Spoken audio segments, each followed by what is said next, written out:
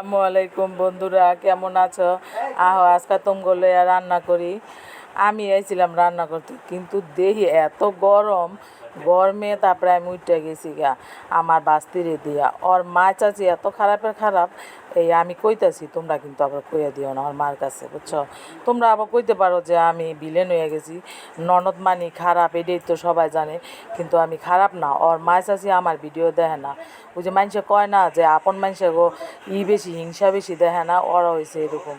মানে ওরা নিজেরা পারে না, আবার আমি করি, সেটাও ভাল লাগে না। মানে আমি যে আগাই না, বুঝছো, এটা হয়েছে অগো যে এতদিন ধরে করতেছে, টাকা পয়সা পায় না, আন্তাজে ভিডিও করে দিতে পারে না, ওই দুঃখে আর কি অনেক নিজের ভাই বউ নামে বদলাম কইতাছে। যাই হোক, এখন দেখা হয় যে বাইরা কত কিছু করছে, এটি আমি আইয়া কাঁঠাল বিছি আবার রোদ্দে থুয়ে গেছে, ওটি দেখছি। আবার দেখো কি রোদ, এই রোদ্দে রান্ধন যায়, ওরা গেছে গা, আবার গেছে মাইয়াডারে থুয়ে গেছে।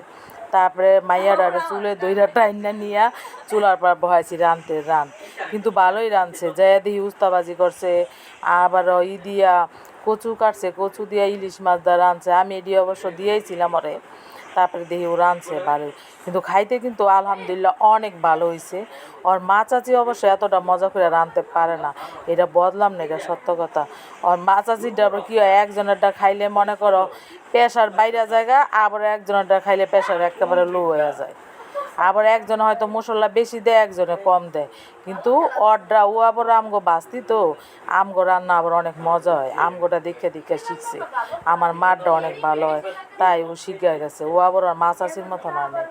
তো বন্ধুরা বলো, তোমাকে কাছে যে বদলামটি কইলাম, আমার মনের দুঃখের কথাটি কইলাম, কেমন হয়েছে? তোমরা আবার কইও না যে আমি খারাপ, বুঝছো? ভালো থেকো।